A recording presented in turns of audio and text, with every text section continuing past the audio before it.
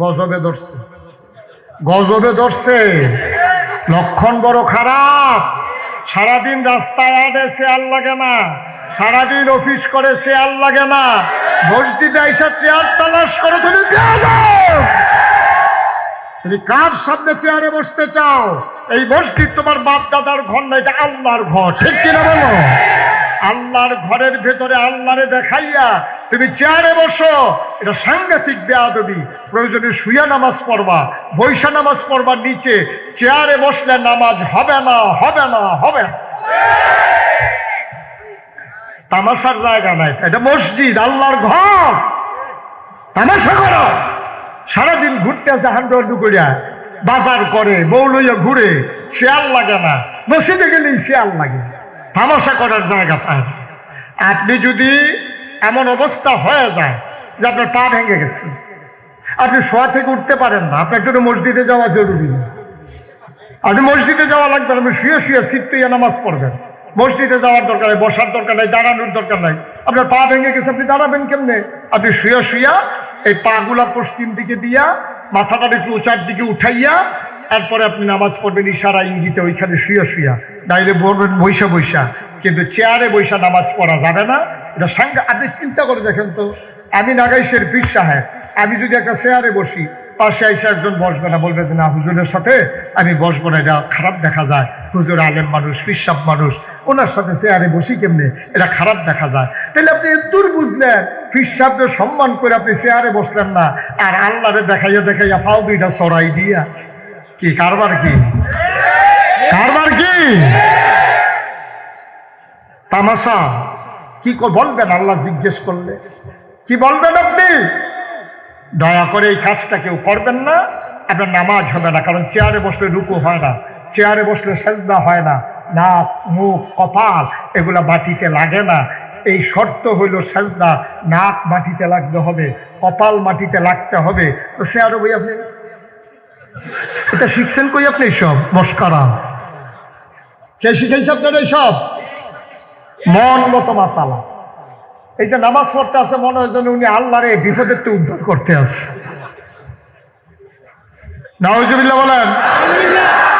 এখন এই কথা মনে আছে তো? না যা তো দিল্লির বাদশাহ নামাজ পড়তে আছে, ভিক্ষুক যখন জিজ্ঞেস করছে বাদশাহ কই, ওই যে কোনায় নামাজ পড়ে, ওইটাই বাদশাহ। সুবহানাল্লাহ বলবেন না?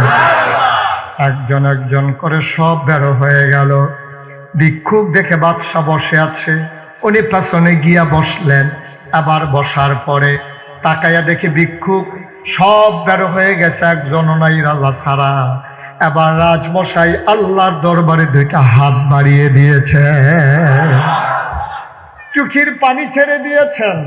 রাজমশাই আবার কান্দে আর দোয়া করে। ভিক্ষুক পেছন থেকে শুনতে আছে। রাজমশাই কয় আল্লাহ, ও আল্লাহ, মানুষে কয় আমারে রাজা, আমি কিসের রাজা? তুমি হইলা আসল রাজা। সুবহানাল্লাহ বলবেন না? আমি কি রাজা নাকি? মানুষে কয় আমি বলে রাজা, আসলে আমি রাজা না, রাজা হইলা তুমি। মাওলা, আমার কি ক্ষমতা আছে তুমি তো জানো। মানুষে না রাজা কয়, আমার তো কোনো ক্ষমতা নাই, তোমার থেকে চাইয়া চাইয়া আমি দেশটা চালাইতে আছি। তোমার কাছে ভিক্ষা চাই, আমার দেশের অভাব দূর করে দাও। তোমার কাছে ভিক্ষা চাই, আমার দেশে বৃষ্টি দিয়া দাও। তোমার কাছে ভিক্ষা চাই, মানুষের কামাই রোজগার বাড়াই দাও। তোমার কাছে ভিক্ষা চাই, তুমি মানুষের অসুখ ভালো করে দাও। তোমার কাছে ভিক্ষা চাই, জমিনে ফসল দাও। এমন করে ভিক্ষা চাইতে আছে।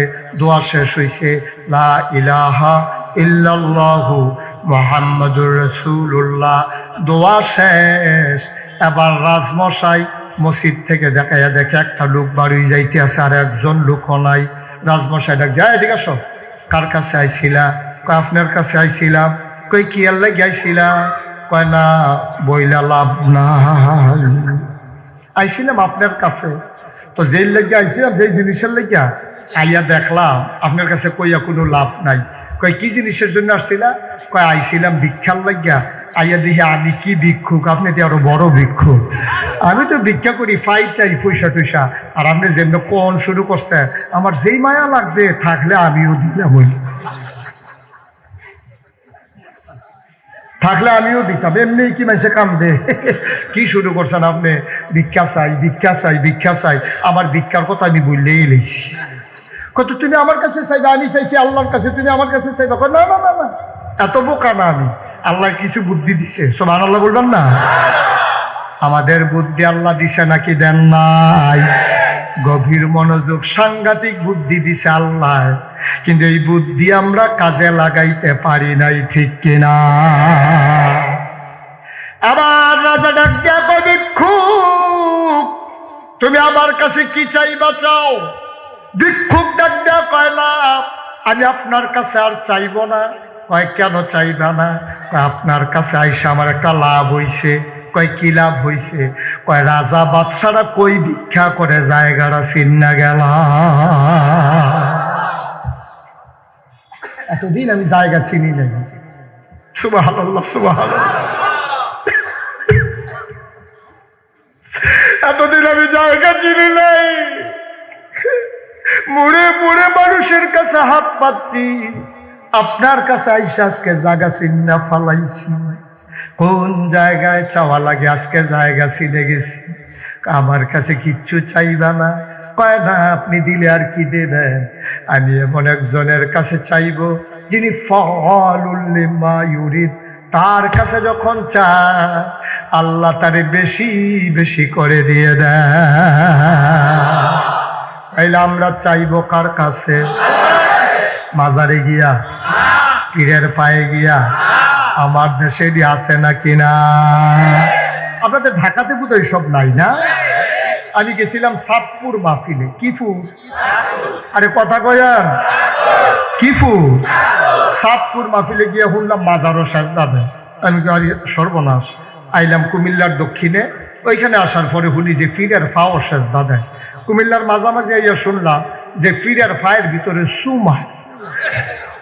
ওই ব্রাহ্মণবাড়িয়ার কাছে গিয়ে শুনি পীরের বুড়ি আঙ্গুল শুয়ে। গাছব কারবার গেলাম চিটাগাং। কি গান? কথা বলে কি গান? চিটাগাং দিয়ে গেলাম। ও আমরা সাতপুর, কুমিল্লা, ব্রাহ্মণবাড়িয়া মাজারও সেজদা দেয়, পীরের ফাও সেজদা দেয়, পীরের ফাও সুমায়, বুড়ি আঙ্গুল শুয়ে। তোমরা এলাকা কিছু আসেনি? কয় জিরুদের আরেকটা। আমি এটা কি? কয় পীরের গোসল করায়, সেই গোসলের পানি মুড়িদরা বোতলও বইরা বাইক নিয়ে খায়। খাদাস কারে কম? খাদাস কি আর গাছ ধরে? আচ্ছা, একটা মানুষের গোসল করাইলে কত জায়গা বাইয়া পানি যায়। সর্দি জায়গার নাম কি আমি এখন মাইকে বলতে পারবো? জায়গাটি আসেনি সবার লগে? এই হাবার আবার চাই আসেনি, চাইতেন কইছি। কার বারে না দেখি বিপদ হয় না ফল না।